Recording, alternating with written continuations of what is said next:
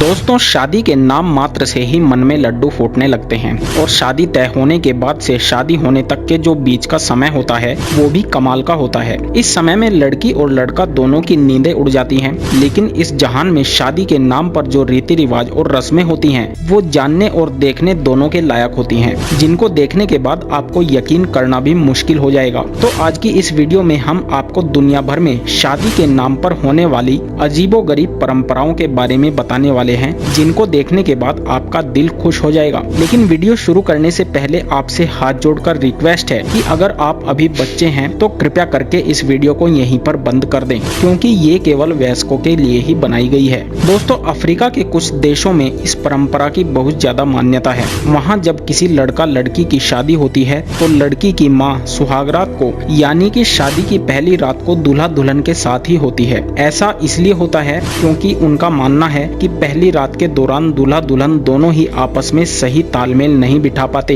इसी तालमेल को बैठाने के लिए और दोनों के बीच नजदीकियां बढ़ाने के लिए दुल्हन की माँ दुल्हन के साथ होती है। अब इससे नजदीकियां बढ़े न बढ़े, लेकिन दूल्हा इससे जरूर अनकंफर्टेबल महसूस तो करता ही होगा। दोस्तों, चीन और मंगोलिया में दोर नाम की एक जनजाति रहती है जो अपनी एक अलग ही परंपरा के लिए जानी जाती है। इस जनजाति के लड़का लड़की की जब शादी होती है तो उस जोड़े के हाथ में चाकू थमा दिया जाता है। इस जोड़े को एक साथ चाकू पकड़कर मुर्गी के बच्चे को मार के उसका लीवर बाहर निकालना होता है। अगर उसका लीवर 100% तक स्वस्थ होता है तो इसे उस प्रेमी जोड़े के लिए बहुत शुभ माना जाता है। लेकिन अगर चिकन के लीवर में कोई प्रॉब्लम निकलती है तो इनसे तब तक मुर्गी के बच्चों को कटवाकर उसके लीवर का निरीक्षण करवाया जाता है जब तक इन्हें एक स्वस्थ लीवर नहीं मिल जाता। दोस्तों, देख रहे हो ना शादी के नाम पर कैसी कैसी परंपराएं निकाल रखी हैं। दोस्तों, अब हम आपको बोर्नियो देश में शादी के नाम पर होने वाली एक ऐसी परंपरा के बारे में बताने वाले हैं जिसको सुनने के बाद आप सच में चौंक जाएंगे। दोस्तों, बोर्नियो देश में एक ट्रिडोन कम्युनिटी के लोग रहते हैं। एक तरह से ये पूरा देश ही इन्हीं का है, जो मलेशिया और इंडोनेशिया दोनों देशों का हिस्सा कहलाता है। इधर के लोग शादी होने के बाद नवविवाहित जोड़े को 3 दिन के लिए एक कमरे में बंद कर देते हैं और उस कमरे में ना ही कोई वॉशरूम होता है और ना ही टॉयलेट होता है और 3 दिन बाद ही इस कमरे को खोला जाता है। इस बीच ये नवविवाहित जोड़ा इस कमरे में वो काम तो करता ही है जो शादी के बाद हर जोड़ा करता है, यानी कि संभोग। लेकिन इसके अलावा इस बंद कमरे में ये जोड़ा वो भी करता है जो एक इंसान रोजमर्रा की जिंदगी में करता है। आप सोच सकते हैं कि इस जोड़े को कितनी मुसीबतों से गुजरना पड़ता होगा। लेकिन दोस्तों, इस देश के लिए परंपरा पहले है, मुसीबतें बाद में हैं। दोस्तों, अब हम आपको शादी के नाम पर होने वाली एक ऐसी परंपरा के बारे में बताने वाले हैं जिसमें औरतों का बहुत तगड़ा ट्रांसफॉर्मेशन किया जाता है। दोस्तों, मोरिटेनिया देश में दुल्हन को शादी से पहले मोटा किया जाता है। इस देश में रहने वाले लोगों का ये मानना है कि लड़की जितनी मोटी होगी शादी के बाद उसकी जिंदगी उतनी ही अच्छी गुजरेगी। इसलिए वहाँ की लड़कियों को उनके पेरेंट्स पढ़ाई करने से ज्यादा मोटा होने पर जोर देते हैं। इसके लिए उन्हें खूब खिलाया पिलाया जाता है।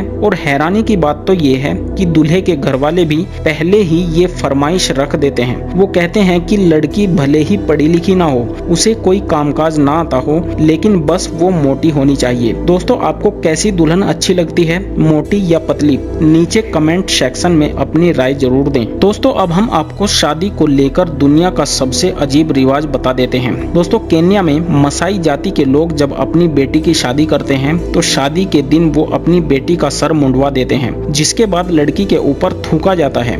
इसे वो आशीर्वाद कहते हैं। वैसे आमतौर पर थूकने को अच्छा नहीं माना जाता, लेकिन मसाई लोग अपनी इस परंपरा को सौभाग्य का प्रतीक मानते हैं। और साथ ही आपको ये भी बता दें कि इस समुदाय में सुहागरात से पहले दूल्हा अपनी होने वाली बीवी का चेहरा नहीं देख सकता। अच्छा हुआ ये रूल हमारे यहाँ नहीं है। दोस्तों, भारत में जहाँ सालियाँ जूता चुराकर ही खुश हो जाती हैं, वहीं रोमानिया देश में पूरी की पूरी दुल्हन को ही चुरा लिया जाता है। जी हाँ दोस्तों, यहाँ शादी के दिन दुल्हन को किडनैप किडनैप करने की परंपरा है, जिसके बाद दूल्हे राजा अपनी होने वाली बीवी को छुड़ाने जाता है और ऐसा करने के लिए दुल्हन को किडनैप करने वाले लोग दूल्हे साहब के लिए अच्छी खासी डिमांड करते हैं, जिसको ना चाहते हुए भी दूल्हे को मानना ही पड़ता है। जिसके बाद दूल्हा दुल्हन को छुड़ाने के बाद डांस करके भी दिखाता है। दोस्तों, अब हम आपको फ्रांस में शादियों का एक ऐसा ट्रेडिशन बताएंगे जिसमें दूल्हे को ठीक से सुहागरात तक नहीं मनाने दी जाती। जी हाँ दोस्तों, फ्रांस में जब किसी जोड़े की शादी होती है तो पहली रात को उस नव विवाहित जोड़े के घर के बाहर उनके दोस्त